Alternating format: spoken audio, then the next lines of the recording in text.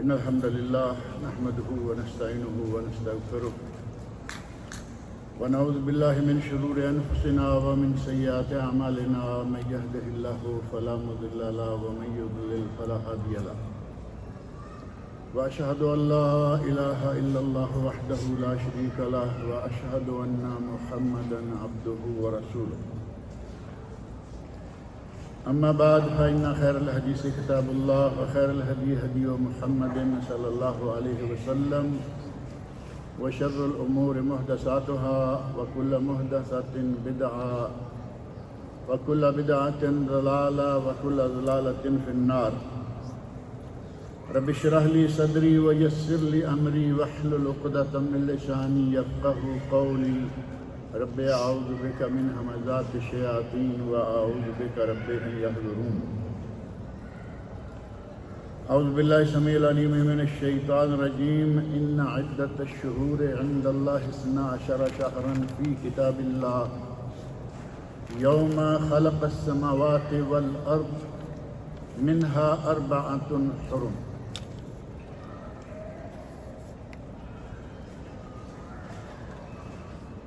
سورۃ التوبہ کی آیت نمبر 36 ہے جس کا کچھ حصہ میں نے تلاوت کیا ہے.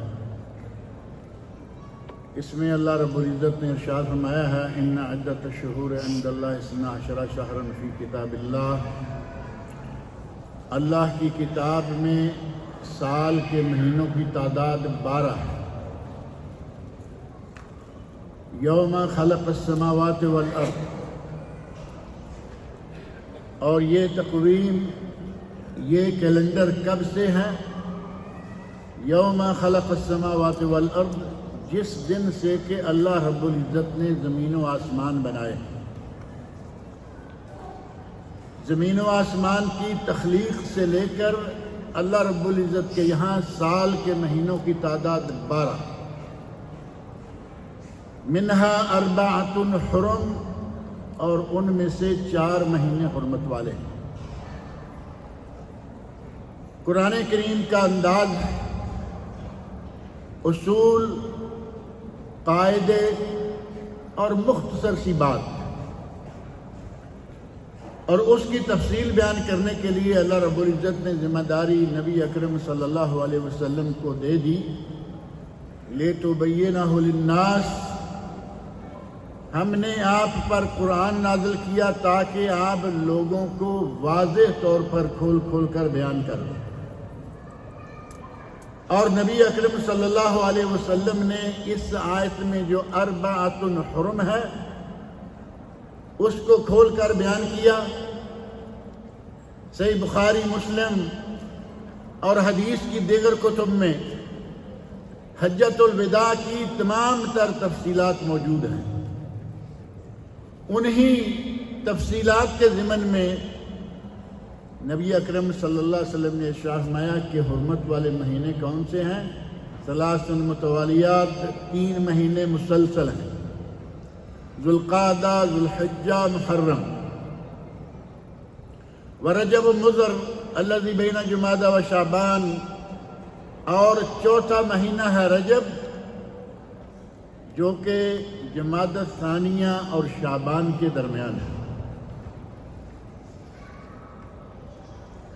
حرمت والے ان 4 مہینوں میں سے ہی ایک مہینہ یہ بھی ہے جس کی آج کیا تاریخ ہے؟ آج 6 تاریخ ہے. ممکن ہے بعض کیلنڈروں میں 5 ہو. چلیے پاکستان انڈیا میں تو 5 ہے نا، وہاں تو پکی بات. یہ اس حرمت والے مہینے ماہ محرم کی 6 تاریخ، اور یہ مہینہ حرمت والے مہینوں میں سے پہلا نہیں ہے. اور اس مہینے کو نبی اکرم صلی اللہ علیہ وسلم نے پہلا مہینہ قرار نہیں دیا، بلکہ تقویم، کیلنڈر کا آغاز کب ہوا؟ حضرت عمر فاروق رضی اللہ عنہ کے عہد مبارک میں. عہد فاروقی سے پہلے کیلنڈر نہیں تھا. سال کون سا؟ میں نے کئی مرتبہ یہاں ذکر کیا ہے. سال اس طرح یا واقعات کا تذکرہ اس قدر کیا جاتا تھا کہ بھائی تمہاری عمر کیا ہے، تو وہ کہتا کہ میں عام الفیل میں پیدا ہوا تھا۔ اب آپ گنتے رہیے عام الفیل کب تھا۔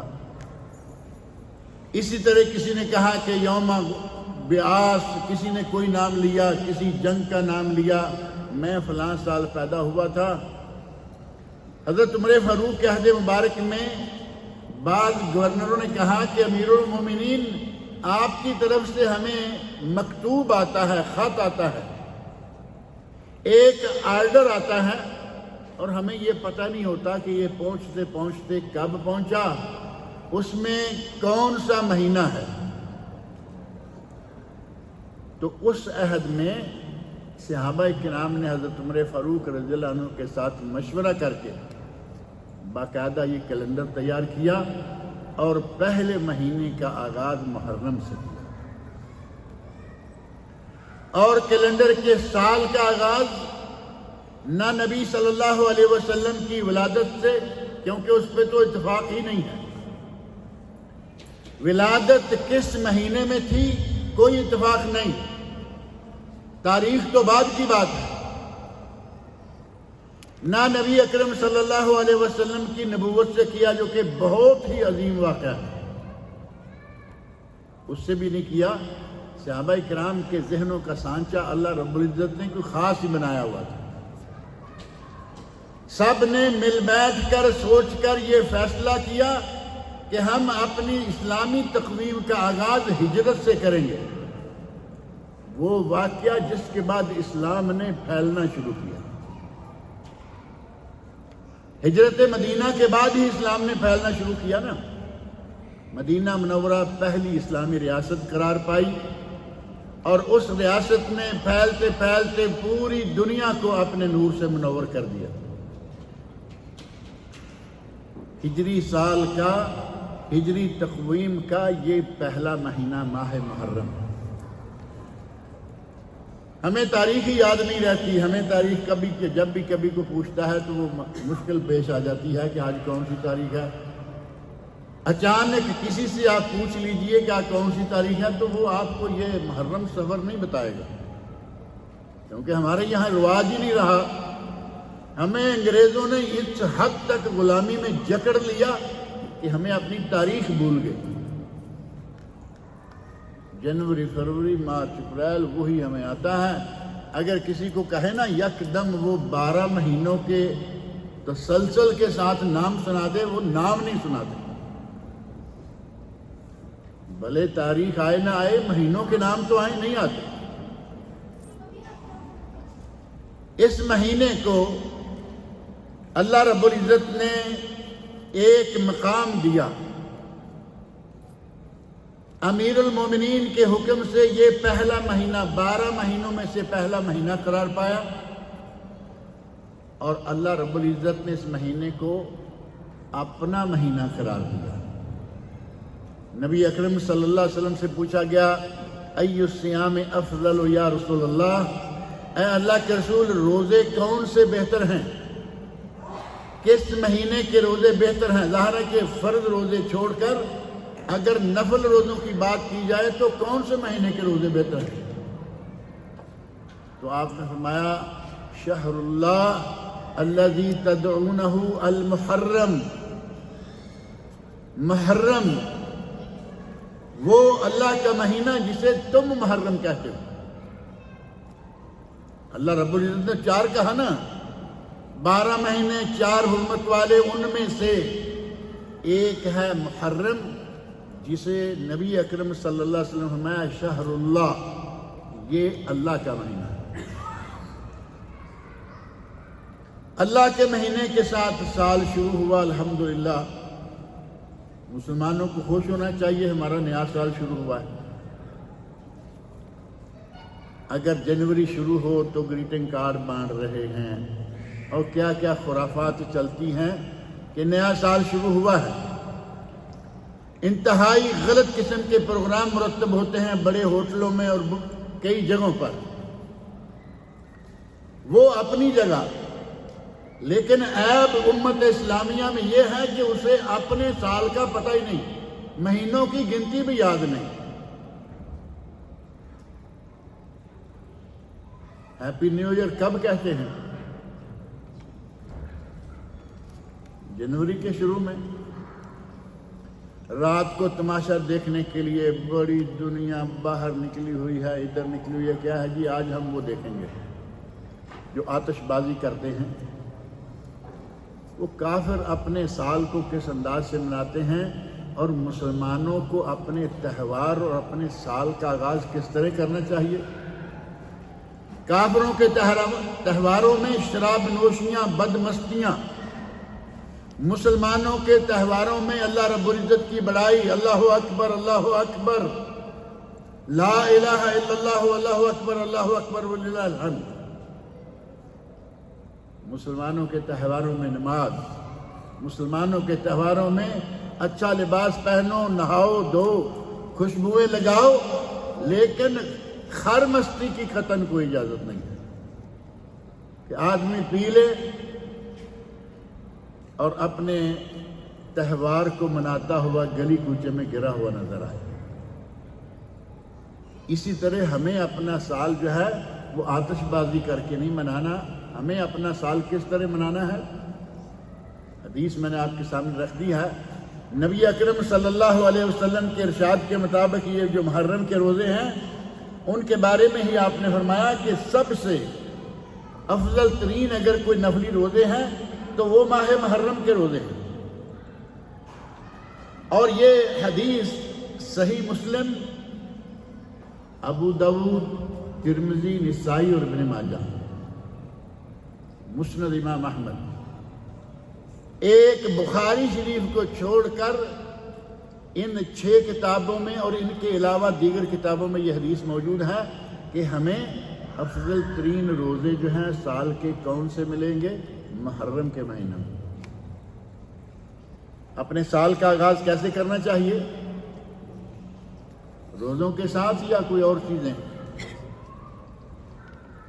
ہمیں اپنے سال کا آغاز بڑے مقدس اور پیارے دینی انداز سے کرنا چاہیے، لیکن کچھ لوگوں کی کم بختی کے سال شروع ہوتا ہے اور ان کی چارپائیاں الٹ جاتی ہیں۔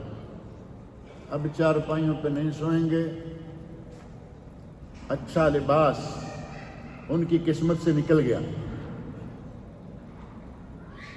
ان دنوں میں وہ قوم آپ کو نظر آئے گی سر سے لے کے پاؤں تک کالی کالی کالی۔ اگر کوئی داڑھی مونچھ والا ہے تو تھوڑی سی جگہ چھوڑ کر پاؤں سے لے کے سر تک کالا، اور اندر سے اس سے بھی بدترین کالا۔ لباس ان کی قسمت سے گیا، یہ سال کا استقبال ہونے لگا، اور سال کے استقبال میں اپنے آپ کو پیٹنا شروع کر دیا۔ اللہ کے بندو، سال شروع ہوا ہے، اپنا محاسبہ کرو۔ سال شروع ہونے پر سب سے پہلا مومن کا کام یہ ہے کہ وہ اپنا محاسبہ کرے کہ میں نے پچھلے پورے 360 دنوں میں کیا کیا۔ ان 60 دنوں میں سے میرے پاس کوئی خیر بھی ہے یا نہیں، یا میری جولی سراسر شر سے ہی بھری ہوئی ہے۔ اپنا حساب لگائیے، پورے سال کا بجٹ دیکھیے۔ تاجر لوگ اپنے بجٹ دیکھتے ہیں نا، سالانہ دیکھتے ہیں، ماہانہ دیکھتے ہیں، بلکہ روزانہ دیکھتے ہیں۔ پورا سال گزر جاتا ہے، نیا سال شروع ہوتا ہے، اس طرف ہماری توجہ نہیں آتی بالکل ہی، کہ ہم تھوڑا سا یہ بھی سوچ لیں کہ سال ایک شروع ہوا، ایک ختم ہوا، پچھلے سال کا سوچ لیں کہ کیا ہم نے کیا، اور اگلے سال کے لیے کچھ پروگرام بنا لیں کہ ہم نے کیا کرنا ہے۔ اس طرف کوئی ہماری توجہ نہیں۔ دین کے کھاتے میں دیکھا جائے گا، دنیا کے لیے پلاننگ، 5 سالہ منصوبہ، 1 سالہ منصوبہ، 10 سالہ منصوبہ ہے نہیں بنے ہوئے۔ سال پلک جھپکنے میں گزر جاتا ہے، یہ آپ نے اندازہ کر لیا ہے نا، اس میں کوئی شک والی بات تو رہی نہیں۔ ایسے لگتا ہے کہ کل بھی یہ باتیں ہم کر رہے تھے، نیا سال شروع ہوا ہے۔ جس طرح یہ پلک جھپکنے میں سال گزر جاتا ہے، اسی طرح ہی پلک جھپکنے میں زندگی کا چراغ بھی گل ہو جاتا ہے۔ ہم نے تو یہ سمجھ رکھا ہے نا کہ ہم نے شاید یہاں ٹھیکہ لیا ہوا ہے، اللہ رب العزت کے ساتھ کوئی کانٹریکٹ ہے ہمارا کہ ہم یہاں رہیں گے 100-125 سال۔ کوئی نہیں جانتا کہ یہ چراغ کب بجھ جائے، اس بلبلے سے ہوا کب نکل جائے۔ ہمیں تھوڑا سا سوچنا چاہیے، سال ختم ہوا، ہماری زندگی کا 1 سال کم ہو گیا۔ اور بعض اہل علم نے تو یہاں تک کہا ہے، حضرت ابو درداء رضی اللہ عنہ صحابی رسول ہیں، کہتے ہیں یا ابن آدم، اے بنی آدم، انما انت ایام، تو دن ہے، تو دنوں سے عبارت ہے، تو دنوں کا مجموعہ ہے۔ فَإِذَا ذَهَبَ مِنْكَ يَوْمٌ ذَهَبَ بَعْضُكَ، جب تیری زندگی کا ایک دن نکل گیا، گویا کہ تیرا ایک حصہ ختم ہو گیا۔ انسان کی زندگی اسی طرح ختم ہو رہی ہے نا روز بروز۔ ایک مثال دیا کرتے ہیں، کہتے ہیں کہ ایک کوئی چھوٹی سی چیز ہے، اسے 2 چوہوں نے کاٹنا شروع کر دیا ہے اور وہ مسلسل کاٹتے جا رہے ہیں، تو ظاہر چیز ختم ہوگی یا رہے گی؟ دن اور رات، کالی رات اور سفید دن، 2 چوہے ہماری زندگی کی اس چیز کو کاٹتے جا رہے ہیں، ہماری زندگی روز بروز کم ہوتی جا رہی ہے۔ اور بجائے اس کے کہ کل ہم اللہ رب العزت کے سامنے جا کر پریشان ہونا پڑے، بہتر یہ ہے کہ ہم آج ہی اپنا کچھ حساب کتاب کر لیں کہ ہم کیا کر رہے ہیں، کس قسم کے امور سے گزر رہے ہیں۔ حضرت عمر فاروق رضی اللہ عنہ فرماتے ہیں، حاسبوا انفسکم قبل ان تحاسبوا، اپنے آپ کا حساب تم خود کر لو قبل اس کے کہ تمہارا حساب کوئی دوسرا کرے۔ قیامت کے دن کے حساب سے تو کسی کو انکار نہیں ہے نا۔ میزان ہے، میزان پہ باقاعدہ تولا جائے گا، نیکیاں کتنی کی، برائیاں کتنی کی۔ الزہد للامام احمد بن حنبل رحمۃ اللہ علیہ اور حلیۃ الاولیاء ابو نعیم، ان دونوں کتابوں میں حضرت عمر فاروق رضی اللہ عنہ کا یہ ارشاد ہے، یہ نبی صلی اللہ علیہ وسلم کی حدیث نہیں ہے،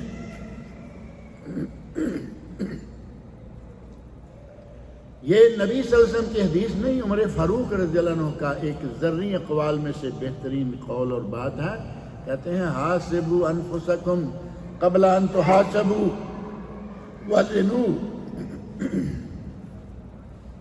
وزنوها، اور اپنے اعمال کا وزن کر لو قبل ان توزنوا، قبل اس کے کہ تمہارے اعمال کا وزن کوئی دوسرا کرے۔ غرض یہ کہ اپنے اعمال کو اچھی طرح جانچ پڑتال لو، دیکھ لو، کل کو اللہ کے سامنے کہیں جا کے شرمندہ تو نہ ہونا پڑے۔ یہیں جو کچھ کرنا ہے وہ کر لو، اور ہمیں چاہیے کہ اپنے ضمیر کی طرف کبھی کبھی تو توجہ دیں نا، ہر وقت نہ صحیح، ہر روز نہ صحیح، کبھی مہینے میں 1 مرتبہ اپنے گریبان میں آدمی جانتا ہے کہ میں کیا کر رہا ہوں، مجھے اللہ نے بنایا کس لیے، دنیا میں بھیجا کس لیے، اور میں کیا کرتا پھر رہا ہوں۔ ہماری تخلیق کا مقصد تو معلوم ہے نا، وَمَا خَلَقْتُ الْجِنَّ وَالْإِنسَ إِلَّا لِيَعْبُدُونَ۔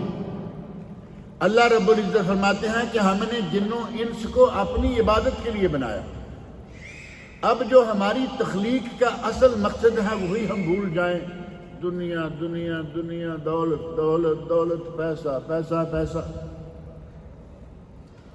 اور اصل مقصد کا کیا ہوگا؟ ہمیں چاہیے کہ کبھی کبھی اپنے ضمیر کی طرف بھی توجہ دیا کریں، اپنے آپ کو جھنجھوڑا کریں۔ احیاء علوم الدین غزالی اور اغاثۃ اللہفان، علامہ ابن قیم رحمۃ اللہ علیہ میں یہ بات موجود ہے۔ انہوں نے کہا کہ مالک بن دینار رحمہ اللہ ایک نیک انسان گزرے ہیں، انہوں نے کہا رحم اللہ عبدن قال لنفسہ، اللہ اس بندے پر رحم کرے جو اپنے گریبان میں جھانکے اور اپنے آپ کو کہے، قال لنفسہ الست صاحبت کذا، کیا تو وہی نہیں ہے جس نے وہ گناہ کیا تھا؟ روز نہ صحیح کبھی کبھی صحیح، کم از کم آدمی کبھی تو اپنے گریبان میں جھانکے، ضمیر کو جھنجھوڑے اور کہے کہ کیا تو وہ نہیں ہے کہ جس نے وہ گناہ کیا؟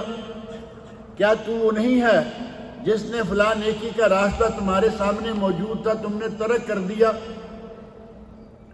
دولت تھی، توفیق تھی، استطاعت تھی، تم نے وہ نیکی نہ کی۔ اگر کوئی آدمی اس طرح کرتا رہے، اپنے آپ کو پوچھتا رہے کہ میں نے کیا اچھا کام چھوڑا، کیا برا کام کیا، اپنی ضمیر کو کبھی کبھی مذمت کرنی چاہیے، لیکن اپنے آپ کو برا کہنا تو ویسے ہی بڑا مشکل ہے۔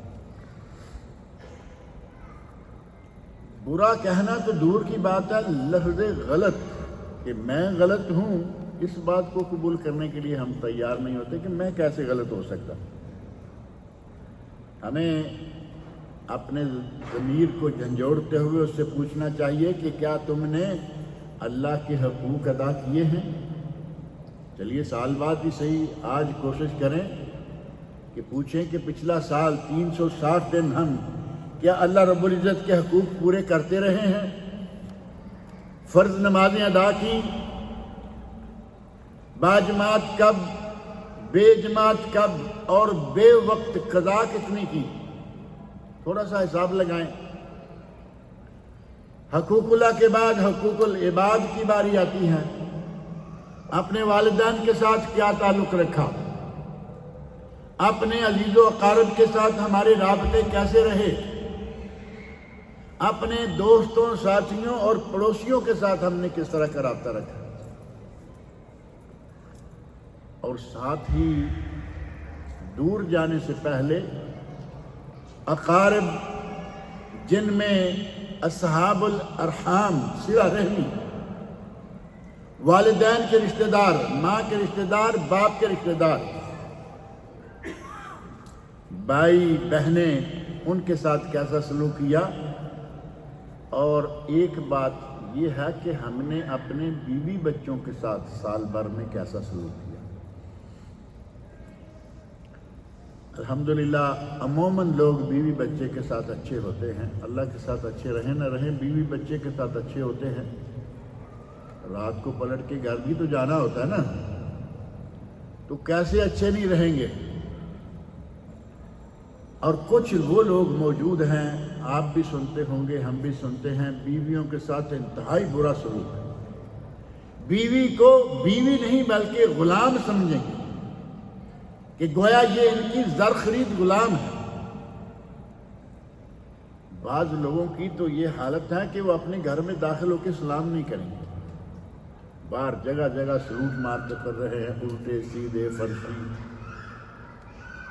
گھر میں بچے موجود ہیں، بیوی موجود ہے، سلام تک نہیں کریں گے، ایسے ناک منہ چڑھائے اندر داخل۔ کئی لوگوں کے گھروں کی حالت سننے میں آتی ہے کہ باپ گھر میں داخل ہو، بچے سہم جاتے ہیں، بیوی الگ سہمی کھڑی ہے۔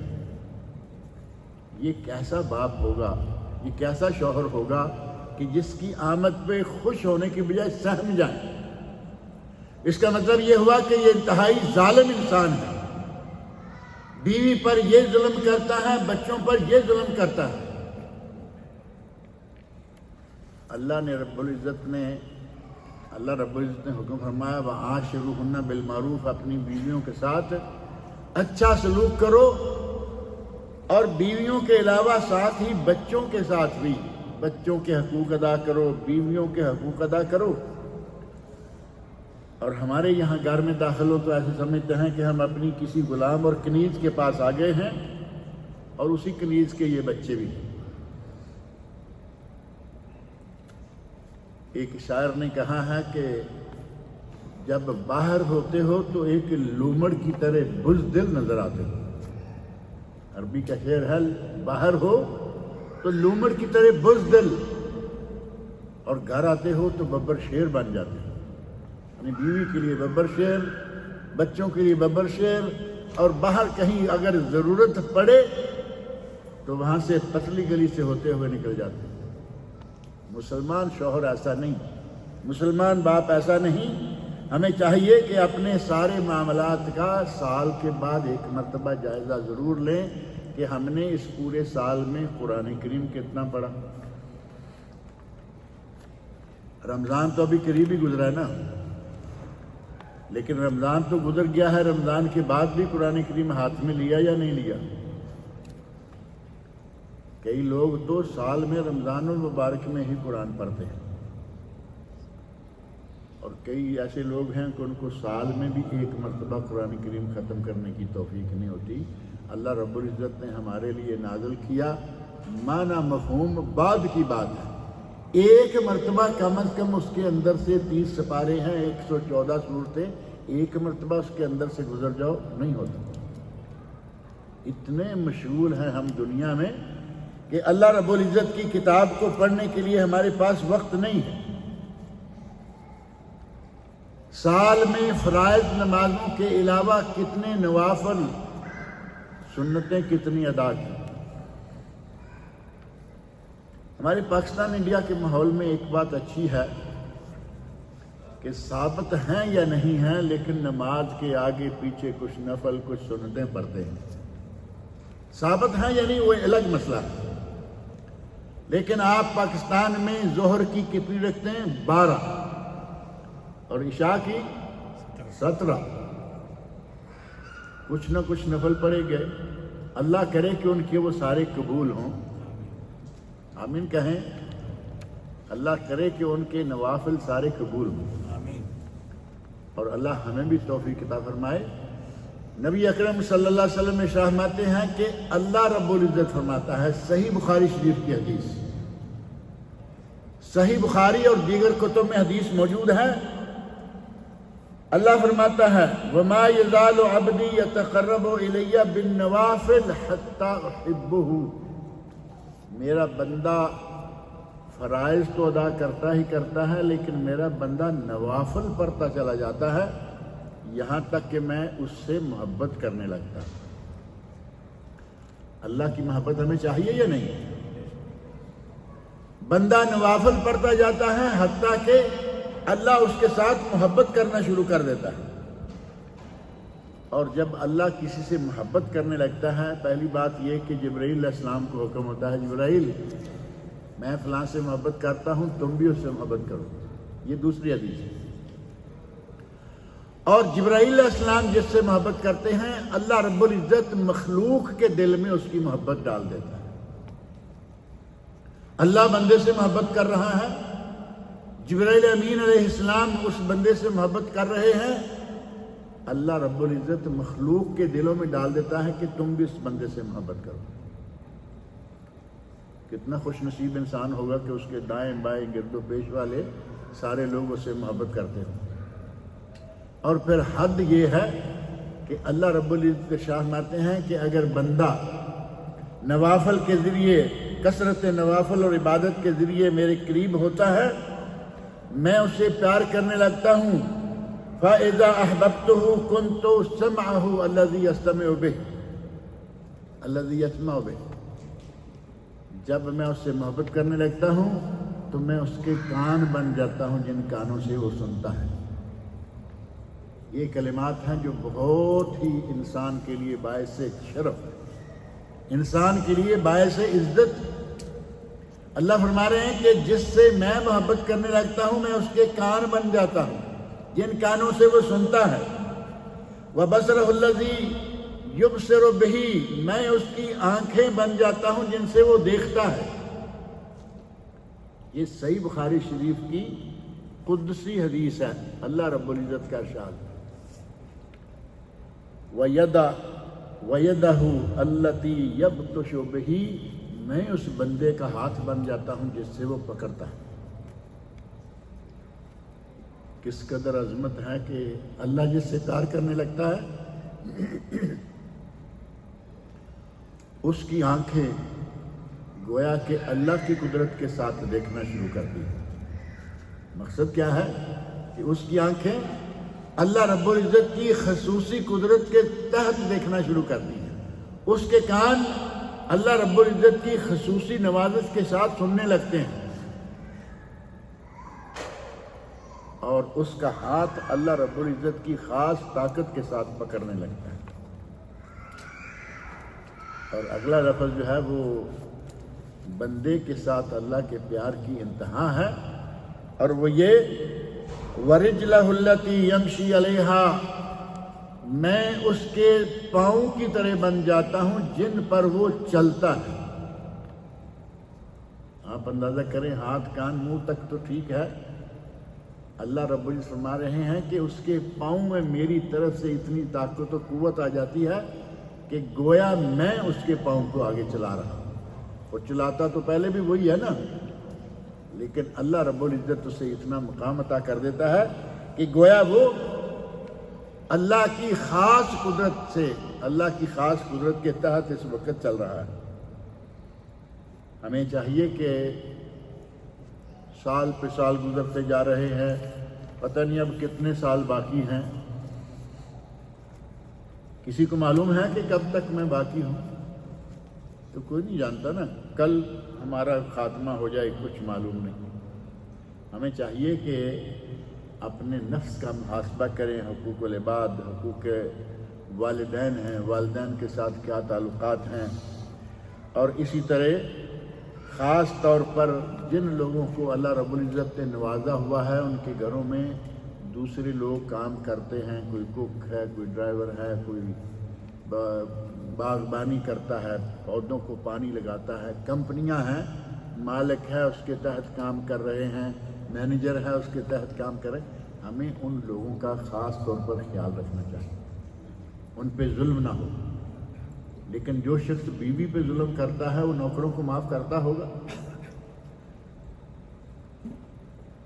یہ ظلم، الظلم ظلمات یوم القیامہ، نبی اکرم صلی اللہ علیہ وسلم نے ارشاد فرمایا کہ یہ ظلم جو ہے قیامت کے دن کے ظلمات میں سے ہے۔ صحیح مسلم اور الادب المفرد امام بخاری میں یہ حدیث ہے، ظلم قیامت کے دن کے اندھیروں میں سے ایک اندھیرا ہے، ظلم انتہا ہے۔ وہ کسی پر ہو، جانور پر ہو، انسان، حیوان، اپنا بیگانہ کوئی بھی ہوگا، جب ظلم کرے گا تو یہ گویا کہ قیامت کے ظلمات اپنے اوپر گرا رہا ہے۔ ہمیں اللہ رب العزت نے موقع دیا ہوا ہے، ابھی زندہ ہیں۔ آدمی کی گاڑی خراب ہو جائے تو بنوا لی جاتی ہے، اور بالکل ٹوٹل لاس ہو جائے تو گاڑی لی جا سکتی ہے نا، نہیں۔ اسی طرح کوئی بھی چیز، دنیا داری، عام چیزیں ہیں، ہم چینج کر لیتے ہیں یا نئی لے لیتے ہیں۔ اگر کسی کی زندگی کہا جائے کہ آج آخری دن ہے، کیا اس کا کوئی بدل مل سکتا ہے؟ زندگی کا کوئی بدل نہیں۔ زندگی صرف ایک مرتبہ ملتی ہے جو ہمیں ملی ہوئی ہے۔ اللہ ہمیں اس میں کچھ نیک کام کرنے کی توفیق عطا فرمائے۔ ہمیں چاہیے کہ جو ہمیں یہ موقع اللہ نے دیا ہے، زندگی دی ہے، اسے غنیمت سمجھے، موت سے پہلے پہلے۔ جوان لوگوں کو اللہ نے جوانی اور طاقت دی ہوئی ہے، وہ جوانی کو بڑھاپا آنے سے پہلے پہلے غنیمت سمجھیں۔ ایک حدیث بڑی معروف ہے نا، نبی اکرم صلی اللہ علیہ وسلم کا ارشاد ہے، مستدرک امام حاکم اور شعب الایمان بہقی میں صحیح سند سے ثابت یہ حدیث ہے، جس میں آپ ارشاد فرماتے ہیں، اپنی زندگی کو اپنی موت سے پہلے، صحت کو بیماری آ جانے سے پہلے۔ بیمار ہو کے پھر آدمی چارپائی پہ لگ گیا، نہ جماعت کے ساتھ نماز، نہ جمعہ، بہت ساری عبادات چھوٹ جاتی ہیں۔ صحت کو بیماری سے پہلے، زندگی کو موت سے پہلے، فقر کو غنا، تونگری، مالداری، پیسہ آج ہے، اس مالداری کو فقر آنے سے پہلے غنیمت سمجھو۔ اور نبی اکرم صلی اللہ علیہ وسلم کے اس ارشاد کی روح سے، اغتنم خمسا قبل خمس، ان 5 چیزوں کو 5 چیزوں سے پہلے اپنے لیے غنیمت سمجھو۔ ہمیں اللہ رب العزت نے زندگی دی ہوئی ہے، اللہ نے صحت دی ہوئی ہے، اللہ نے جوانوں کو جوانی دی ہوئی ہے. جوان سارے ہیں نا ماشاءاللہ، سارے جوان ہیں. اللہ تعالیٰ جوانیاں قائم رکھے. جوہر صاحب ہم بوڑھے نہیں ہیں الحمدللہ. اور کیوں؟ جب دل سے آدمی اپنے آپ کو بوڑھا مانے نہیں تو بوڑھا کیسے ہو جائے گا؟ اگر آدمی 5 وقت کی باجماعت نمازیں ادا کر رہا ہے، اللہ کے جتنے حقوق ہیں ادا کرتا ہے، حقوق ادا کر رہا ہے اور جوان ہے. موت کا کہیں کہ بڑھاپا اور بڑھاپے کا موت سے کوئی تعلق نہیں. موت بچوں کو آتی ہے، موت جوانوں کو آتی ہے، موت بوڑھوں کو آتی ہے. اللہ رب العزت نے ہمیں صحت دی ہے، موقع دیا ہوا ہے، جوانوں کو اللہ نے جوانی دی ہوئی ہے. اور 5ویں چیز ہے فرصت. فرصت کو مشغول ہو جانے سے پہلے غنیمت سمجھے. ہمیں فرصت ہے 8 گھنٹے 6 گھنٹے 10 گھنٹے 12 گھنٹے ڈیوٹی، باقی وقت فرصت میں آ گیا نا، اس میں سے 8 گھنٹے سونے کے نکال لیجیے. ویسے تو 6 کافی ہوتے ہیں میرے خیال ہے، اور ایک عمر میں آ کے تو 4-3 کافی ہیں. پھر کبھی کسی وقت تھوڑا سا کہتے ہیں ذرا آنکھ کڑوی کر لیں 1-8 گھنٹہ، پھر سنت کے مطابق قیلولہ کر لیں، دوپہر میں 1-8 گھنٹہ سو لیں، رات کو 3-4 گھنٹے چل جاتا ہے. نوجوانوں کو اگر 8 گھنٹے ہی پورے کرنے ہو تب بھی 4 گھنٹے بچ جاتے ہیں. 12 گھنٹے ڈیوٹی، 8 گھنٹے سونا، 4 گھنٹے بچے یا نہیں؟ ان 4 گھنٹوں سے ہمیں چاہیے کہ فائدہ اٹھائیں. کہیں ایسا نہ ہو کہ کوئی ایسا شغل ایسا کام لگ جائے کہ پھر ہمیں کچھ کرنے کا موقع ہی نہ ملے. ہمیں ان ساری چیزوں کو اپنے سامنے رکھنا چاہیے. اور 6 تاریخ ہے محرم کی، اور محرم کو نبی اکرم صلی اللہ علیہ وسلم نے اللہ کا مہینہ قرار دیا. محرم کے روزوں کو سب سے افضل ترین روزے قرار دیا.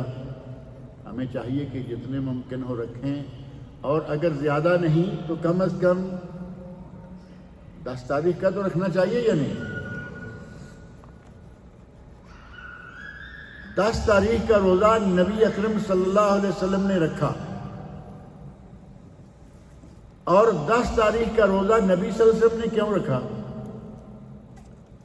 آپ مدینہ منورہ تشریف لائے، یہ آپ کی عمر شریف کا آخری سال، آخری محرم. اس کے بعد آپ سفر اور ربیع الاول میں جا کے وفات پا جاتے ہیں. 10 تاریخ کو دیکھا کہ یہودی روزہ رکھ رہے ہیں. پوچھا کہ یہ کیا دن ہے جس کا تم روزہ رکھتے ہو؟ تو انہوں نے کہا کہ اللہ رب العزت نے موسیٰ علیہ السلام اور ان کی قوم، انہیں فرعون اور اس کے لشکر سے اللہ نے نجات دلائی تھی. وہ سارا تفصیلی واقعہ تو آپ کے علم میں ہے نا، اب اس واقعہ کی طرف جانے کی ضرورت نہیں. اللہ نے موسیٰ علیہ السلام اور ان کی قوم کو نجات دلائی. انہوں نے اللہ کے شکرانہ کے طور پر، اس نعمت کے شکر کے طور پر انہوں نے روزہ رکھا. ہم بھی روزہ رکھتے ہیں. تو نبی اکرم صلی اللہ علیہ وسلم نے فرمایا انا احق منکم بموسیٰ، میرا تمہاری نسبت موسیٰ علیہ السلام پر زیادہ حق ہے. تم امتی ہو، اور پتہ نہیں امتی بھی کیسے ہو. آپ کو تو معلوم ہی نا کہ عیسائی یہودی آج کل کیسے امتی ہیں. نہ ان کی کتاب اصلی، نہ ان کا دین اصلی، نہ ان کے اعمال اصلی، وہ سارا کچھ بدل کے بیٹھے ہوئے ہیں. فرمایا کہ میرا تمہاری نسبت موسیٰ علیہ السلام پر زیادہ حق ہے. نبی اکرم صلی اللہ علیہ وسلم نے عاشورہ کا روزہ رکھا اور روزہ رکھنے کا حکم فرمایا. اور ساتھ ہی صحیح مسلم میں حدیث ہے، آپ نے ارشاد فرمایا لئن عشت، مسلم، ابو داؤد اور مسند امام احمد، لئن عشت الی قابل لأصومن التاسع، لأصومن التاسع، میں اگر آئندہ سال زندہ رہا. دیکھیں نبی اکرم صلی اللہ علیہ وسلم موقع بموقع یہ بات کر رہے ہیں. ذوالحج میں میدان عرفات میں کہا مجھ سے حج کے احکام سیکھ لو، نہیں معلوم کہ آئندہ ہماری یہاں ملاقات ہوگی یا نہیں، اور نہیں ہوئی۔ یہاں محرم کا مہینہ ہے، 10 تاریخ کا روزہ رکھا اور فرمایا لئن عشتُ، اگر میں زندہ رہا، ایک روایت میں لئن بقیت، اگر میں باقی رہا اگلے سال تک، لأصومن التاسع، تو میں 9 کا روزہ بھی رکھوں گا۔ 9 کو تاسوعہ، 9 9 سے تاسوعہ اور عشرہ سے عاشورہ۔ تاسوعہ اور عاشورہ یہ 2 روزے رکھنے چاہیے، پیر اور منگل۔ یہ جو پیر اور منگل آ رہا ہے نا، سوموار، منڈے، ٹیوزڈے، یہ 2 دن ہیں سعودی عرب کے اندر، 9 اور 10۔ یہ 2 روزے رکھیں۔ اور نبی اکرم صلی اللہ علیہ وسلم نے یہ 9 کے روزے کا اس لیے خاص طور پر کہا کہ یہود چونکہ ایک رکھتے ہیں، اور آپ کی عادت مبارکہ تھی کہ آپ عموماً یہود کے اعمال کی کسی نہ کسی رنگ میں مخالفت کیا کرتے تھے۔ اب روزے میں مخالفت آپ نے یہ دیکھی کہ میں اگلے سال 9 بھی رکھوں گا، 10 تو آپ نے رکھا۔ اب ہمارے پاکستان انڈیا میں بڑا ایک مسئلہ بنا ہوا ہے، یہاں کہیں سننے میں نہیں آتا۔ پاکستان انڈیا میں کچھ مولوی اڑے ہوئے ہیں، کہتے ہیں جی نہیں 9 بس۔ آپ نے فرمایا کہ میں آئندہ زندہ رہا تو 9 کا رکھوں گا، تو 10 کا تو آپ نے رکھا ہوا ہے، سنت ہو گیا یا نہیں؟ 10 کا رکھا ہوا ہے سنت، اگلے 9 کا اگلے سال 9 کا رکھنے کی تمنا ہے، نہیں پوری ہوئی۔ حضرت ابن عباس رضی اللہ عنہ فرماتے ہیں کہ اگلا سال آنے سے پہلے نبی صلی اللہ علیہ وسلم فوت ہو گیا، آپ نے 9 کا رکھا نہیں لیکن تمنا فرمائی، لہذا یہ 2 روزے رکھنے چاہیے۔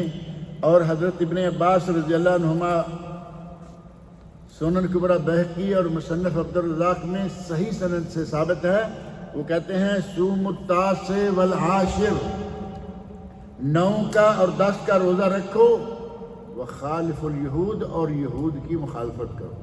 گویا کہ نبی صلی اللہ علیہ وسلم کے 9 کا روزہ رکھنے کی تمنا ظاہر کرنے کی تفسیر حضرت ابن عباس نے بیان کر دی کہ یہود کی مخالفت میں 9 اور 10 2 روزے رکھو۔ اور ایک روایت جو کہ سند کے اعتبار سے صحیح نہیں ہے، ضعیف ہے، اس میں ہے کہ یہود کی مخالفت کرتے ہوئے روزہ رکھو 10 کا، اور صوموا قبلہ بیوم و بعدہ بیوم۔ اور ایک روایت صوموا قبلہ بیوم او بعدہ بیوم، ایک دن پہلے یا ایک دن بعد، یہ ہے او۔ اور اگر ہو صوموا قبلہ بیوم و بعدہ بیوم واو ہو تو پھر یہ کہ 9 بھی رکھو، 10 بھی رکھو، 11 بھی رکھو۔ بہرحال نبی اکرم صلی اللہ علیہ وسلم کی صحیح سند سے ثابت احادیث سے 9 10 کا پتہ چلتا ہے۔ اب اگر کسی کا 9 کو غلطی سے رہ گیا تو چلیے روایت ضعیف ہے، لیکن کم از کم وہ ایک کے اعتبار سے یہود کی مخالفت میں 11 کا رکھ سکتا ہے یا نہیں؟ سعودی عرب کے بعد کبار علماء نے یہ باقاعدہ فتویٰ دیا یا اپنا بیان دیا کہ روزہ محرم کے ان روزوں کی 4 حالتیں ہیں۔ ایک یہ کہ 9 10 اور 11 کا رکھو، 3 روزے۔ دوسرا یہ کہ 9 اور 10 کا رکھو۔ تیسرا یہ کہ 10 اور 11 کا رکھو۔ اور چوتھا صرف 10 کا رکھو۔ یعنی اگر کوئی 9 11 نہیں رکھ سکتا تو کم از کم 10 کا روزہ ہمیں ضرور رکھ لینا چاہیے۔ ہمیں نبی اکرم صلی اللہ علیہ وسلم کی طرف سے جو ہدایات ملی وہ یہ تھی کہ ہم نے روزے رکھنے ہیں، ہم نے روزے رکھنے کی بجائے اپنا نوحہ خوانی، ماتم، تعزیے اور پتہ نہیں کیا کیا کچھ کر لیا۔ نبی اکرم صلی اللہ علیہ وسلم نے روزہ رکھنے کا حکم دیا، اور ہمارے یہاں سبیلیں لگائی جاتی ہیں، دودھ کی، پانی کی، سکنجبین کی، بریانیاں تقسیم ہو رہی ہیں۔ کہاں سنت رسول اور کہاں تمہارے یہ کرتوت؟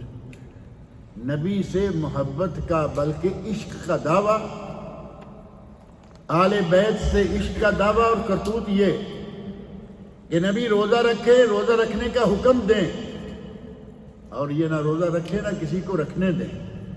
اب سبیلے لگانے کا معنی اور کیا ہے کہ آؤ پانی پیو، دودھ پیو، سکنجبین پیو، شربت پیو، بریانیاں کھاؤ، یہ حب رسول لیے کر رہے۔ اس قسم کے کسی بھی جلوس میں شرکت کرنا اور ان کی رونق کو بڑھانا بھی جائز نہیں ہے۔ صحابہ کرام کے خلاف بد زبانی ہوتی ہے، حد سے زیادہ ہوتی ہے۔ اب کافی وقت ہو گیا ہے، کیا کہا جائے۔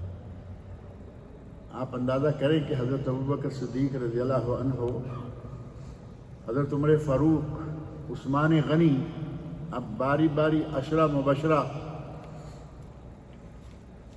پھر اس سے بڑھ کر 313 جن کے بارے میں نبی صلی اللہ علیہ وسلم فرماتے ہیں کہ اللہ رب العزت نے آسمان سے ان کو جھانک کر دیکھا، اور اصحاب بدر کے بارے میں فرمایا کہ آج کے بعد یہ جو کچھ بھی چاہیں کر لے، میں نے ان کے لیے جنت واجب کر دی۔ 1400 آدمی کہاں ہیں یہ؟ بیعت رضوان حدیبیہ کے مقام پر۔ سورۃ الفتح میں اللہ رب العزت نے ارشاد، لقد رضی اللہ عن المؤمنین اذ یبایعونک تحت الشجرہ، اللہ ان مومنوں سے راضی ہو گیا جو تیرے ہاتھ پر درخت کے نیچے، ببول کے درخت کے نیچے بیعت کر رہے ہیں۔ حضرت عثمان رضی اللہ عنہ کی شہادت کا واقعہ معروف ہو گیا نا، کہ وہ مکہ گئے ہیں، انہیں شہید کر دیا گیا ہے۔ ان کی شہادت کا بدلہ لینے کے لیے صحابہ کرام نے نبی صلی اللہ علیہ وسلم کے دست مبارک پر بیعت کی، اور وہ ایک درخت کے نیچے تھی۔ اللہ رب العزت نے اس درخت کا ذکر کرتے ہوئے فرمایا، لقد رضی اللہ عن المؤمنین اذ یبایعونک تحت الشجرہ، یہ 1400 آدمی تھے۔ اللہ کہے کہ میں ان سے راضی ہو گیا ہوں، اور کوئی بدبخت اٹھے اور ان کے خلاف بد زبانی کرے۔ عشرہ مبشرہ کو اللہ رب العزت نے اپنے نبی کی زبان مبارک سے یہ کہہ دیا کہ تم جنتی ہو، اور کوئی خبیث النفس انسان اپنا خبث باطن ظاہر کرے اور انہیں گالیاں دے اور الزامات اور بہتان لگائے، اللہ رب العزت نے ان 1400 کے بارے میں یہاں تک فرمایا، صحیح مسلم، ابو داؤد، ترمذی اور مسند امام احمد میں ہے، لا يدخل النار احد بایع تحت شجرہ، جس آدمی نے درخت کے نیچے حدیبیہ کے مقام پر نبی صلی اللہ علیہ وسلم کے ہاتھ پر بیعت کی، وہ کبھی جہنم میں نہیں جائے گا۔ اور یہ تو سارے صحابہ کو جہنم میں داخل ہوئے ہیں، چند لوگ جو انگلیوں پہ گنے جا سکتے ہیں کہتے ہیں کہ وہ مومن مسلمان، اور باقی سارے نعوذ باللہ منافق اور یہ اور وہ۔ اب ان لوگوں کا کیا کیا جائے؟ اتنی عظیم شخصیتوں کے بارے میں جو ان کا ظاہر ہے کہ دنیا میں عذاب شروع ہو چکا ہے، جو کچھ وہ کرتے ہیں یہ دنیاوی عذاب ہے، اور انشاءاللہ آخرت میں بھی اللہ ان کو عذاب دے گا۔ پرسوں انشاءاللہ اتوار کے دن ایک درس ہے مغرب عشاء کے درمیان آن لائن، کچھ تفصیلات باذن اللہ ہم اس وقت ذکر کریں گے۔ اللہ رب العزت مجھے اور آپ سب لوگوں نے عمل کی توفیق عطا فرمائے۔